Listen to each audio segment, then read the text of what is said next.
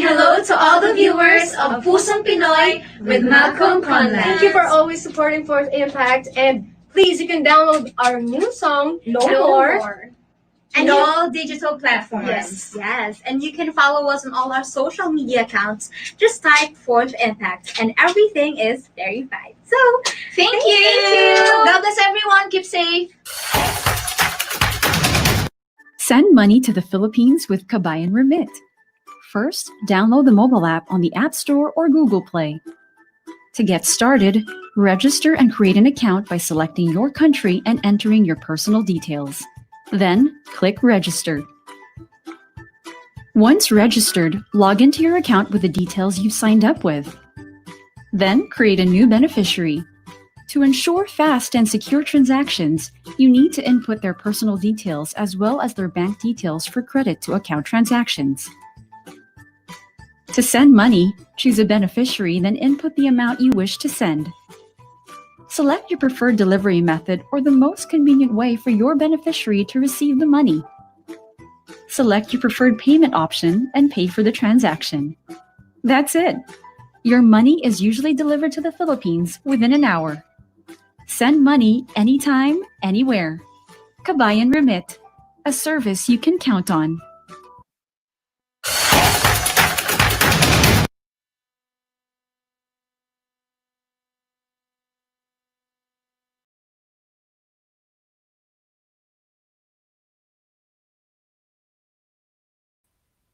Hi guys, it gives me enormous pleasure to join you all once again for the final episode in the second series of Pusong Pinoy with Malcolm Conlan.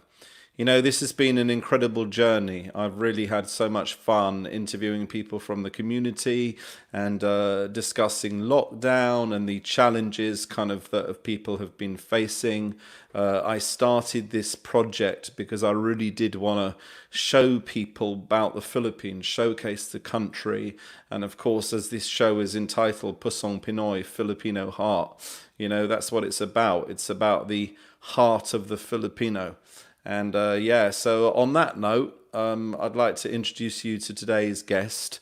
Today's guest is the chairman of the Filipino Oxfordshire community, and he has a very interesting personal story or a personal journey on how he became somebody who's very relevant in the community and supports the community. So it gives me a great pleasure to introduce Ariel Lanada, the chairman of the Oxfordshire Filipino community. Over to you. How are you doing? Hi, thank you very much, Malcolm. Good afternoon to you, and good afternoon to all your followers, to all our friends and families who are watching right now in the United Kingdom, in the Philippines, and even in the whole world. So thank you so much for having me in your program, and thank you to Roberto, your technical partner, and to your sponsor, Kabayan Remit. Thank you. Thank you so much. You know, this is a really great opportunity, a great pleasure, and I know that of course Kabayan have also been supportive of your community as well and of what you guys have been doing, and of course it's a great way of sending money back home to the Philippines. Have you used Kabayan Remit personally? Yes, I am using their service. Yeah, absolutely. Excellent and reliable. Excellent, and they're very fast as well. Yeah, so let's go on with today's episode. I've have I been to Oxford? Yeah, I have been to Oxford a few times. Basically, there's a pub there. That one of the two Ronnies, what's it called? The Four Candles. I don't know if you've been to that pub, but it's but we love it. So we've been there many times with my son. We've taken a train down to Oxford. Also in my ambulance job before, we regularly used to bring patients from the Royal Brompton to the John Radcliffe, you know, like all the cardiac kind of patients, the ECMO jobs and everything. So I've been down there and I've seen quite a few Filipino nurses there, which always makes me very proud. Tell me a little bit about the Oxfordshire Filipino community and how many Filipinos do you estimate are in Oxford?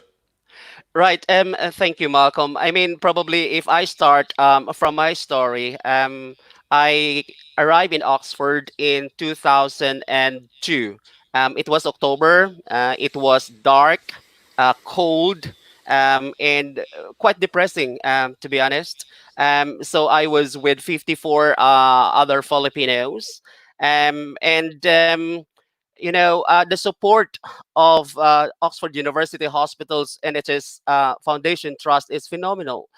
We feel we are very supported.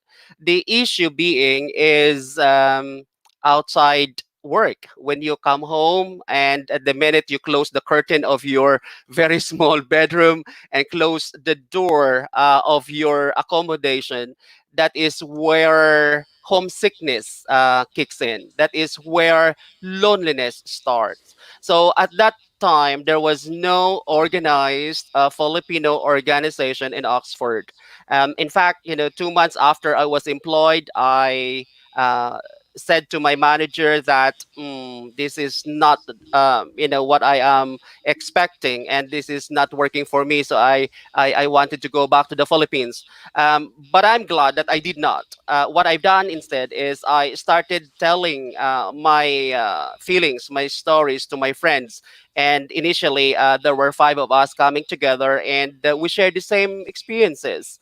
And then we said, why not we come together? And then so that's the start of uh, parties, barbecue. And we were very lucky in Oxford because at that time in 2002, a missionary nun called Sister Claire Joseph was assigned to Oxford.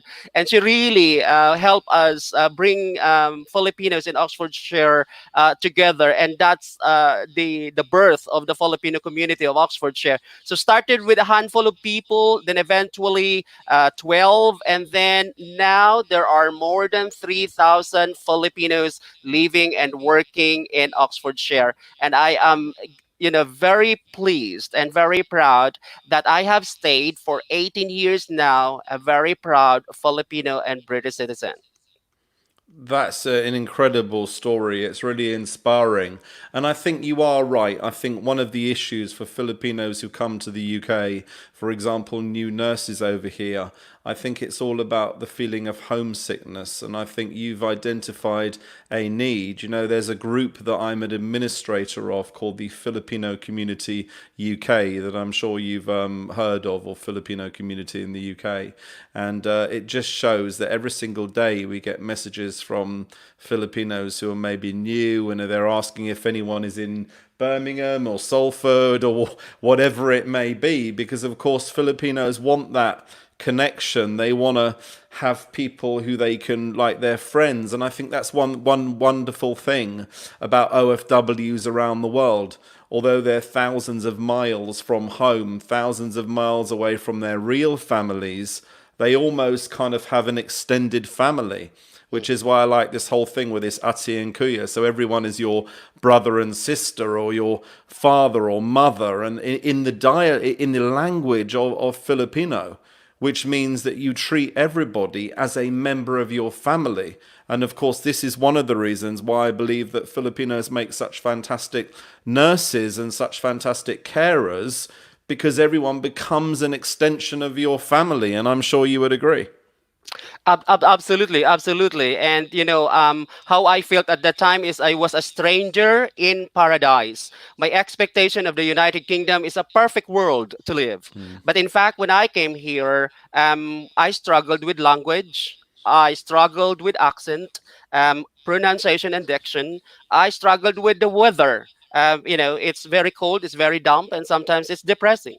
I struggled with food. As you know, the Filipinos, we love to eat our rice in the morning, rice for lunch, and rice during dinner time. Um, Really, there's a lot of challenges that I felt, and I believe that my story is not an isolated one. It is being shared before, and I still hearing that this is exactly the same experiences of our younger generations, our new Filipino overseas nurses coming to join us and work here in this wonderful country. So that is why I am very grateful for the invitation, and for your sponsor Kabayan Remit for providing us a platform like this to reach out, and hopefully my story will somehow inspire and motivate, because I believe that knowledge, skills, experiences, it should be shared to make a big difference. So, I am most grateful. I completely agree with you. You know, it's always inspires me to see the love in the Filipino community. It always, this whole Bayanihan spirit, particularly during lockdown, there have been so many Filipinos who have been affected, and I just love the fact that there is a community out there who wants to help one another. You know, the world's not perfect. There are lots of difficulties being faced. But what I love to see is that Bayanihan spirit, and I think that's commendable. Even Filipinos sharing food. You know, I'm sure at the break when I was in various hospitals, we used to stay in the hospital canteen or the staff room, and of course somebody would be bringing in some Pinoy foods for their British colleagues or other colleagues at the hospital, and I think that's just lovely, and I think that's the Filipino spirit that can't be matched. Indeed, indeed. And I'd like to use this opportunity, Malcolm, to inspire our overseas nurses who just probably arrived in this country and started as a nursing assistant or an adaptation nurse. I've been there. So I started as a nursing assistant or healthcare assistant, despite that I was a OIC director of nursing in the Philippines. So my first job is a healthcare assistant. But I believe in the principle that if you want to reach the highest, you have to start from the lowest. That is part of the process. Do your best. So, complete all the necessary requirements to become a registered nurse in the United Kingdom. So I've done that for 6 months because during our time, it was adaptation program rather than the OSCE program. So after I had my PIN, I then have, continuous discussion and appraisal with your manager is very, very important. And keep asking, will I retire as a band 5 in the National Health Service? And my answer to that question at that time is no. I want to do more and I want to contribute more.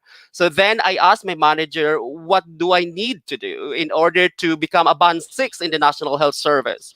So then, we identified my personal development plan. We agreed and documented, and then I was supported to go on into academic studies. So I've done my mentoring course and some other bits, and there was an opportunity. So I applied for a band 6. I've got a job, and then when I was a band 6 in intensive care. So my background is I work in intensive care. So 11 years and a half at the John Radcliffe Hospital. So then I started doing project management. I'm very interested in supporting students. And I started doing an ICU course, and I have completed my postgraduate course in intensive care. And then there was an opportunity for a band 7. So I applied for that. And then I was a band 7 for more than 4 years in intensive care. And there was an opportunity to move up the ladder to become a band 8A. So I applied for the post outside intensive care. So I was appointed as the nursing lead for adult diabetes service. And 2 years later, there was another opportunity to go up in the ladder as the divisional lead for practice development and education. So currently, I am the divisional lead for practice development and education, and actively involved with international and local recruitment and supporting our international nurses get registered in this country. So that is why I'm extremely passionate. For me, I think the ingredients for success is number one, the willingness. The willingness to try, the willingness to give your best, the willingness to ask for help, the willingness to say, I don't know and I need help. The second is the tenacity to keep going and don't give up easily. And obviously, finally, is the resilience. Along the way, I have been tested many, many times. But what is important, I think, for me personally, is to recognize that nobody is perfect. We need each other. We need external forces, the external motivation, but we also need to have that strong internal motivation, that commitment to succeed. That is why I am very active in different community groups, helping setting up communities, sharing my experiences with the hope that others will learn from this. So I am, speaking to all our overseas nurses out there that, sky is the limit in this country. All you need to do is give your best and seek help.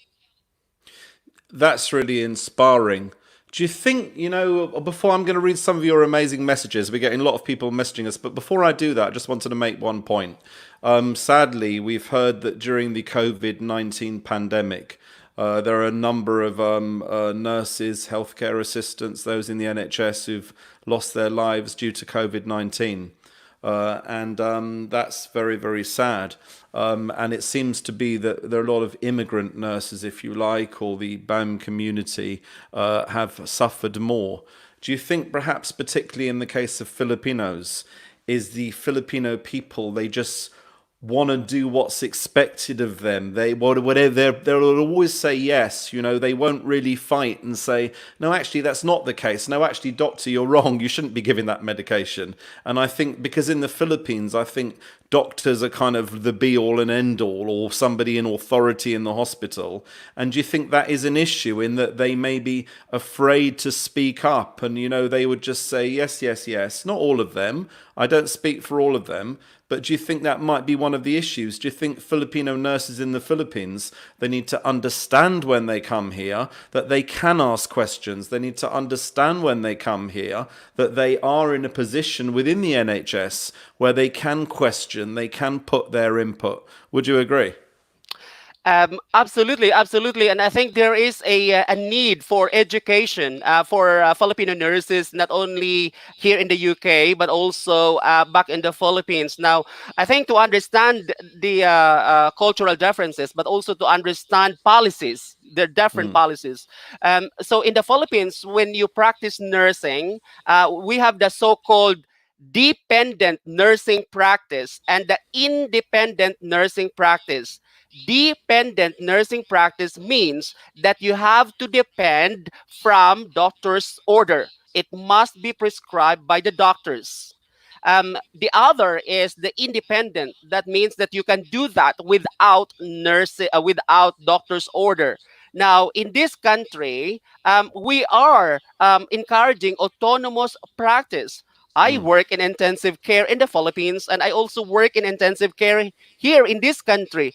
Believe me, if I practice nursing here back in the Philippines, I will be in jail. I will be in a great trouble because of the ethical and legal scope of nursing practice. So that is why I think we need to have that kind of relationship with Philippine University if the government will continue to employ Filipino nurses. We need to have the education in terms of cultural differences, but also change in policy. In the Philippines, you cannot challenge the doctor because the doctor prescribe it. You as a nurse, you have to administer it. Here, you have to challenge your own practice, challenge the practice of your colleagues, and challenge the practice of doctors and other health professionals. And I think we're not yet there, I think. I think there's a big piece of work that needs to be done in order to educate not only Filipinos and overseas nurses, but also our own native nurses for them to be able to help. I mean, that is part of our orientation and induction program. And recently, we have added an adaptation program to the so-called OSCE journey of our overseas nurses. Because OSCE alone is, I feel, it's not enough to help our overseas nurses integrate in the British society, in the British National Health Service. They need a little bit of education in terms of cultural differences, certainly focusing on assertiveness. Do you think as well, and I'm sorry, we should have been reading your messages, but I just find this absolutely fascinating. Do you think as well that people need to recognize Filipinos, you coming here need to recognize the history in that many, many years ago, we had these nursing schools. So if you were going to become a nurse, you wouldn't be a university level. You would attend a college, rather like they have in the Philippines. And the fact is that all of these nurses, British nurses, have since left the NHS. They've gone into private nursing. They've gone into occupational health. And what's happened is we've had Filipino nurses here for 30 years, 25 years, who, like yourself, who are now in the senior management position.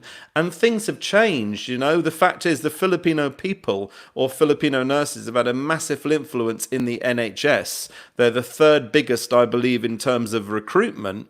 And I just believe that the new nurses coming here need to look at the experience, need to get stuff from the people who've been here for a long time to understand the differences between nursing in the Philippines and nurses in the UK. And new nurses should never be afraid to approach you or to approach any of your colleagues to be able to explain the differences between the two. Indeed, indeed. And that's what we are doing with the Filipino community of Oxfordshire. So the community was put together to provide support, especially for those who are newcomers. So we do a lot of social events. We have sports festival. We have religious activities. We have, staff development support, and we welcome them. We are just interrupted by this COVID-19, but what we've been doing is when we have new members coming into the trust in Oxford, we welcome them, and then we support them in terms of their journey, their OSCE. We tell them where to buy their basic needs, the cheapest shop, the oriental shops, that kind of thing, and also kind of share our experiences.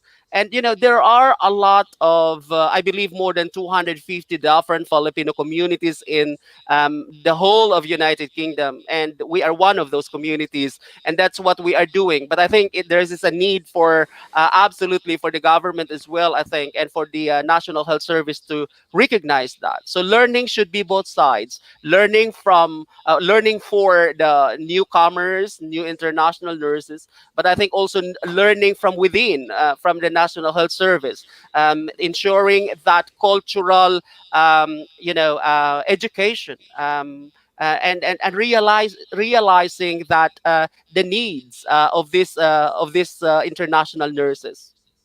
Exactly. What I wanted to do was just read some of your messages because I understand we're getting some shout outs, some greetings. So let's just go ahead and do that before we take a break. So Arlene Bautista said, "Go chair, Ariel." Brilliant. Susan Lovejoy, hello from Oxfordshire. Nice haircut, Mr. Malcolm Conlan. I had one of these lockdown kind of haircuts, so my head kind of gone really, really long and really kind of didn't look so good. So having a haircut was really great. Susan Lovejoy, go, Chairman Jose Ariel Lanada, you're a star. And of course, Susan's had such a great contribution within Oxfordshire as well, and I know she regularly performs for you guys. Yeah, she's a great ambassador, I think, for you guys as well. She is indeed. She is. Which is amazing. So what I want to do now is take a quick break, and then when we return, we'll discuss more. This is a really fascinating interview, and I'd like to thank you guys for taking the time to watch with us. So we'll see you when we come back.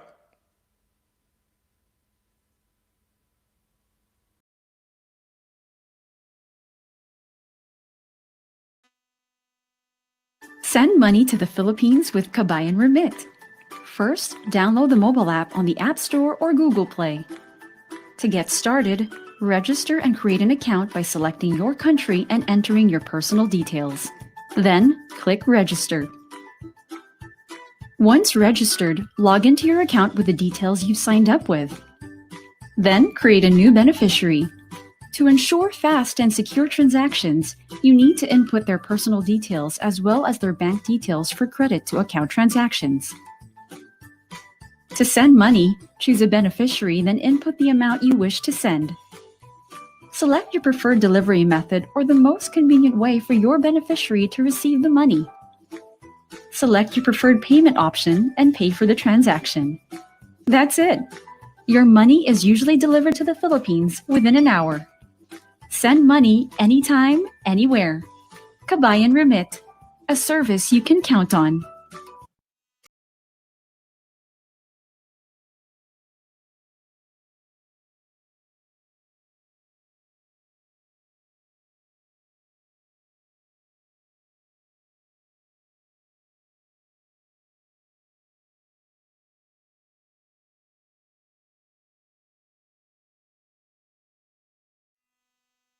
Hi, my name's Jane Walker. I'm the founder and the CEO of the Purple Community Fund. We work with some of the poorest children and families in the Philippines. We run an integrated service plan from education, health, nutrition, social intervention, livelihood workshops, right the way through to business startups. And our goal is really to see as many Filipino families as we possibly can help to have a better and more sustainable and safe life. I have this great pleasure of welcoming you to Pusong Pinoy with Malcolm Conlan. And I've known Malcolm for a very long time, and he has been a massive supporter of the Purple Community Fund. In fact, Malcolm's been a massive supporter of pretty much everything Filipino.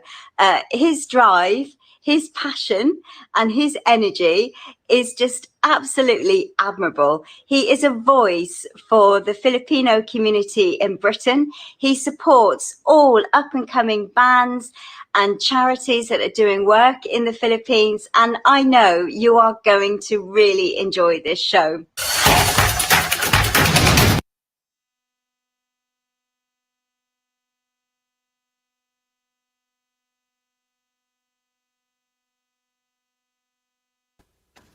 Hi guys, welcome back. It gives me a great pleasure again to be able to reach you through social media. I just wanted to read a couple of messages on my personal Facebook live stream.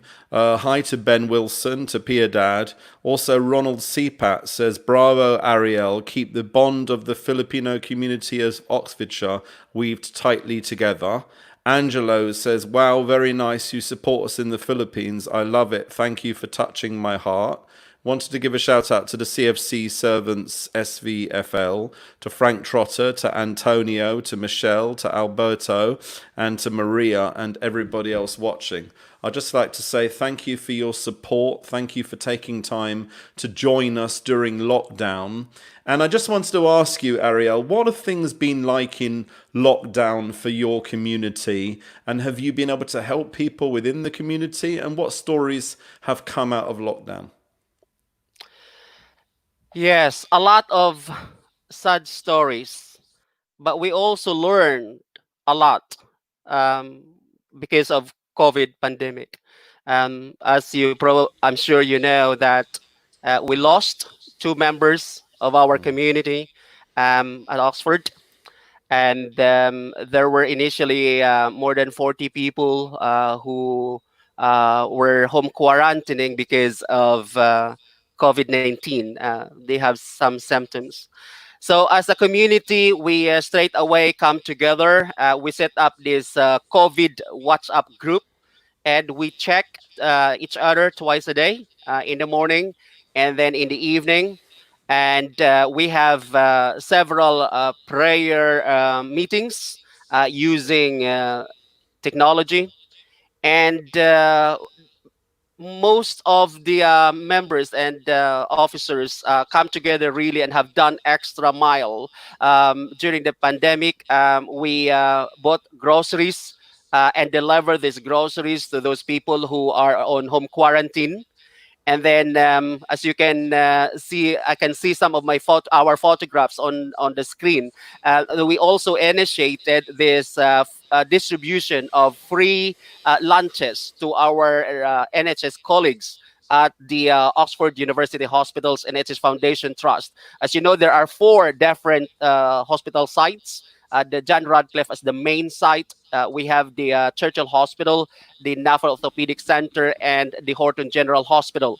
So we have distributed a total of 1,200 packs of hot meals during the, for the period of 10 weeks. And we are most grateful that Kabayan Remit sponsored two of those weekends with the cost of the food distribution. So we finished that. We culminated that activity with the Philippine Independence Day celebration. And for the moment, we are continuing supporting and helping others. We do a lot of uh, clinical supervision, if you like, a lot of touching base, and keeping in touch with our members. There are people who are affected by COVID and still on sickness, and some of them are on home quarantine. They are high risk, and we in the Filipino community of Oxfordshire make sure that the rest assessment are completed, and job plans or arrangement has been modified, making sure that our members are safe. You know, it just sounds incredible what you guys have done, and it's just lovely that you've really reached out and helped those in need. You know, that's really an amazing thing. And, you know, all credit to your organization, and, you know, thank goodness that you've been there for people in their most need. And I just love that. You know, I just think it's awesome. I've heard so many stories of people coming together, and it's really brought out the best of humanity. And once again, it's really showed the Bayanihan spirit of the Filipino people, which is incredible. You know, what would you say to a new nurse? So you have a new nurse in the Philippines. They've never been to the UK before. They'd like to think about coming to the UK. How would they apply for a job? You know, unfortunately, we have all these scammers out there who try and convince people there are jobs that don't exist. What would you tell to these nurses, newly qualified nurses in the Philippines? What do they need to do to be able to reach the UK and start working here? Absolutely, absolutely. The first thing you need to do is to network with people who are already in the United Kingdom. And as I said, there are more than 260, I think, different Filipino communities in the whole of United Kingdom. We receive several of these inquiries through our website. So you can visit our website at www.felcomoxford.org.uk, and then we can chat and we can guide you through the process. We help a lot already who initially they don't know, as what you said, Malcolm, they don't know what's the process, the correct step. Well, obviously there's a new change. There's a change now in terms of the NMC requirements that you don't need to have that The 1 year IELTS. clinical Yeah, experience. and the IELTS, yeah. Immediately after graduation from your university, you can apply. Um, and you don't need to have the licensure examination in the Philippines because you will be practicing in the UK anyway. So there's a lot of changes. So first thing first is get in touch to us. We're very happy to answer your questions and guide you. They need to obviously pass their English exam, the IELTS or the OET, which is available throughout the world. You need to have that first.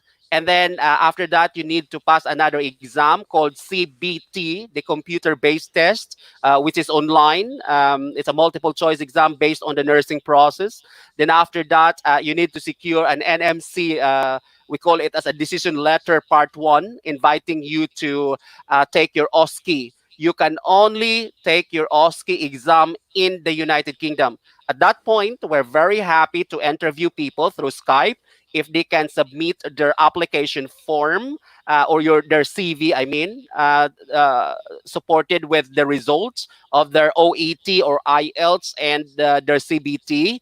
And from there, what I've been doing is I arrange for a Skype interview. And once they pass the Skype interview, then our agency based in the UK will process everything and guide the Filipino nurse applicant from the Philippines. No placement fee. We are offering 3 months worth of free accommodation when they arrive in Oxford. And obviously, we have a very well established Filipino community in Oxfordshire. I can assure you that we will look after you. So if you want to join us in Oxford, Oxford University Hospitals and NHS Foundation Trust, I've been here for 18 years. I can say that this is one of the best and it is trust in the country. And there are more or less 3,000 Filipinos living and working in Oxfordshire. More or less 600 of us are nurses, mostly nurses, working at Oxford University hospitals. A couple of things to say. I know one of the stumbling blocks previously, because I've spoken to Edwin about this. I believe one of the stumbling blocks previously was the IELTS, and that the IELTS level 7 was incredibly hard to pass. Can you reassure our kababayan that there is an alternative, and can you explain that? Indeed. So IELTS is an international English test, which is very generic. Some of the questions has nothing to do with nursing at all. So that is why we lobbied to the government, to the NMC, and the now offered OET, which is Occupational English Test. So personally, I strongly suggest Filipino nurses to take OET, Occupational English Test, which is specific to nursing, and you can pass it because it is based on the nursing process. So the score, level 7, except for the writing, it's now reduced to 6.5, is it? 6.5, Yeah, but yeah. obviously the overall score should still be 7.0. For OET, your score for your writing should be C. The rest should be still equivalent to level 7.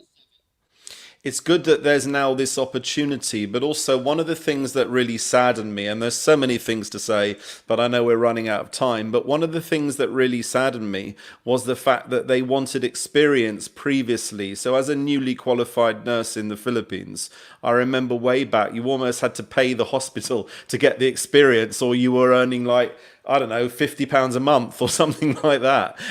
Is that why you've sort of changed in that kind of aspect? And is that something that, again, is good news for Filipino nurses? They really don't need to get those years of experience at a hospital in the Philippines. I think you need to have experience, of course. But could you talk a little bit more about that? I think it's multifactorial. The reality is, in this country, we need nurses. At some point, we need 41,000 nurses in this country.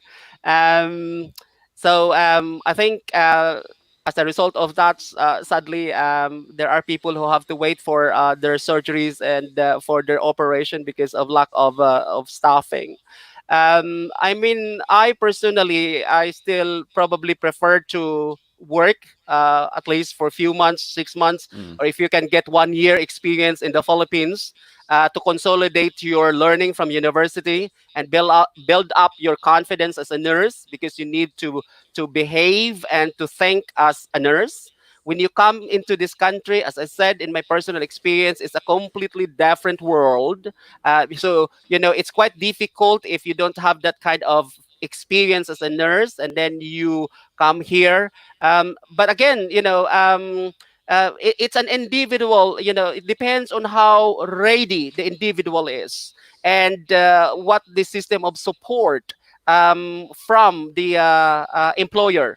And obviously, it varies from trust to trust. No, I completely understand that. What would you say now? Let's not talk about nurses. Let's look at a more broader subject. I'm sure unfortunately, there's a lot of scamming that happens in that Filipinos in the Philippines think life here is fantastic. They think life is wonderful. They think that money grows on trees and that when you work here, you can send thousands of pounds home a month to the Philippines. Not all, but some. And there are lots of scammers. There are lots of people who say, come here as a cleaner, as a cook, as a driver. What can you say to those people? How can they look out for that? And what's your message? As you said, it's not all the rosy life that people would expect. What's your message to these Filipinos in the Philippines watching right now? Be very, very careful. My advice is to do your research. Do not believe on information you see and hear, especially on social media. Get in touch to Filipinos who are already in the United Kingdom. If you have friends, if you have relatives, or communities like ours, or directly contact our Philippine embassy based in the UK and get a right advice. I think that's right. And one thing I would say additionally is that I receive messages every single week, as I'm sure you can imagine, from Filipinos who say, "Where's my visa? I applied for a UK visa a year ago and I gave £1,000 and I still haven't got it yet." And within a second, and I'm sure you do this, it's fake. You know, you just know immediately, and they like sometimes they get angry with you and they say, "You're lying to me, sir. I've given this money and I'm waiting for my visa."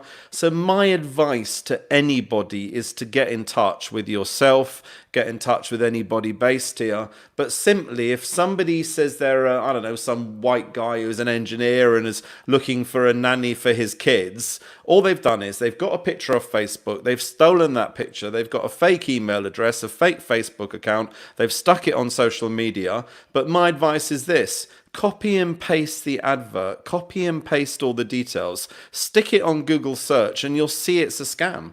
You know, don't you people are desperate, so they believe stuff, but they don't look at all the spelling mistakes. They don't look at the difference in the logo. You know, I understand that people want to come here. I understand that people are frustrated, but it makes me very, very angry that countless Filipinos are giving thousands and thousands of pounds to these disgusting, dirty scammers, and it really, really upsets me on a regular basis, and I'm sure you'd say the same. Indeed, indeed. That is why I think we need to educate the Filipino public, and that's what we keep saying to our members as well. Tell your friends and relatives to make sure that the contact us, the contact the right authorities. We have the Philippine embassy here. They can check as well, in the Philippines. So yeah, absolutely. Do not believe everything you see on Facebook or other social media. You have to validate the information, and we are, very happy to receive those inquiries. Just visit our website at www.felcomoxford.org.uk. I really appreciate that. You know, we could probably talk all day. You're such a inspiring, really an inspiring individual, and I know that you truly care and you want the best for every Filipino. So I'd like to commend you. I'd like to commend everything you're doing for the NHS, and I'd like to thank you. And I'd also like to thank all the nurses within your community and within Oxford for everything you're doing for us. I'm sorry that unfortunately there is still some racism here in the UK where people say we don't want foreign nurses. But when you're lying in an intensive care bed, my message is to you, it's most likely going to be an immigrant nurse or a foreign nurse or a Filipino nurse who is actually helping you and bringing you back to life. And I'm sure you would agree this is the same message you'd probably want to send out. Absolutely, absolutely. And Malcolm, on behalf of our members, on behalf of the Filipino community of Oxfordshire, I personally would like to say a big thank you to you for giving me this opportunity to reach out to our Filipinos out there, and to share my story. I am doing this not to glorify myself. I don't need that. I am doing this with the hope that hopefully it will inspire and motivate people that, moaning and complaining, yes, sometimes, it helps, but that's not the solution. Let's be part of the solution. We need to do something. To do something means to acknowledge that there is a problem, and then explore, brainstorm, come together, and learn from each other. So we are here to leave a legacy, something behind. And I'm sure that someday we will retire from National Health Service. Someday we will go somewhere else.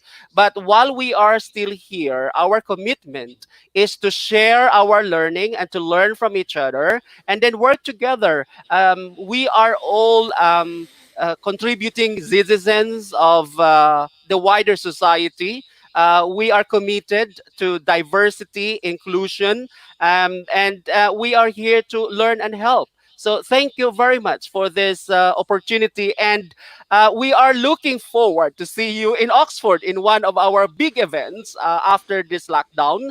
And our plan is to have a very big celebration when COVID is gone, to celebrate what we have learned, but also, we meet people and organizations that we haven't worked before as a result of COVID. So Felcom Oxford has been supported by the City Council, the Oxford County Council, the Thames Valley Police, loads of organizations and individuals who believe on our mission and vision to bring Filipinos together and to do good for the public, not only for Filipinos in Oxfordshire, but for the public in general. So a big thank you. I'm really grateful. I've always wanted to visit you guys. I haven't done it yet, and I promise that I will. I wanted to read a couple more shout outs, if that's okay, before we finish. Ronald Seapat, great program. Congratulations, Malcolm. Kudos to you and to your admin for helping out. More power. Indepencio Sayo, I really salute you, brother Malcolm. Frank Trotter, happy to hear Filipino associations are strong. I remember the coaches coming from Oxford and other groups to the Philippine Festival in Kent. I'm living in the Philippines now for 9 years. So Frank Trotter moved to the Philippines quite a few years ago. If you remember the Filipino Barrio Fiesta in Kent, he was the founder of that. He now has a business in the Philippines dealing with export, and he does still remember the Filipino community of Oxford. I just wanted to ask if you have any final shout outs or greetings to anyone out there. Go ahead. So thank you very much to all our viewers. I hope my story able to motivate and inspire you. Thank you to the members of the Filipino community of Oxfordshire. We are here. We are together in this journey. Thank you very much. I really, really appreciate that. And, thank you to everybody watching. Thank you to everybody who's messaged us and who has really taken time to watch and share this. I hope this broadcast contains some useful information to our nurses who are considering coming to the UK. So I would ask people to watch it and to share it as well. It's also on YouTube as well. It's been live streamed to YouTube. Ray Haffington's there's quite a few messages coming through. Ray Haffington said, "Keep up the good work." Mel's Palencia, go chairman. Brenda Pearson, shout out from us here in Bicester, Oxfordshire. Well done, Ariel. Thank you, Malcolm, for this interesting live streaming. Mabuhay po tayong lahat. Jonathan Alberishan, hello from Dubai. Wow, watching from Dubai. Arlene, Ariel Raison, new team. It's great. I'm really heartened to see that you've got so much support for what you're doing. And, I'm so grateful. And you're wearing a barong, my God. My last barong ended up on the wrong side of a dry cleaning machine in a dry cleaners, and it was kind of melted. So I need to get a barong. Seriously, thank you so much. Maraming salamat. You've been such an incredible, inspiring, interesting guest, and I'm most grateful. I know you're very busy today, and I'm most grateful for taking out the time. Thank you so much. Thank you, Malcolm, and thank you to all Filipino nurses in the United Kingdom and elsewhere in the world. Keep safe. Mabuhay po tayong lahat. Thanks so much. So, guys, that's thank you again. I really appreciate your time again, guys. That's it. Thank you for joining us. This has been the second series in Pusong Pinoy with Malcolm Conlan. I'd like to thank Kabayan Remit once again for your involvement, for your support, for your trust in me, for making this all possible, for helping us on this journey. We've had some incredibly interesting guests. I'd also like to say a thanks to the Purple Community Fund and Jane Walker for your belief in us and for everything you're doing. And of course, for my dear friends, I'd like to thank you all for being there. Mabuhay, maraming salamat po. See you next week with our new episode 3. Maraming salamat. Thank you.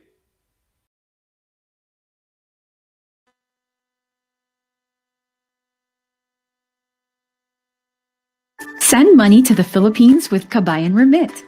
First, download the mobile app on the App Store or Google Play.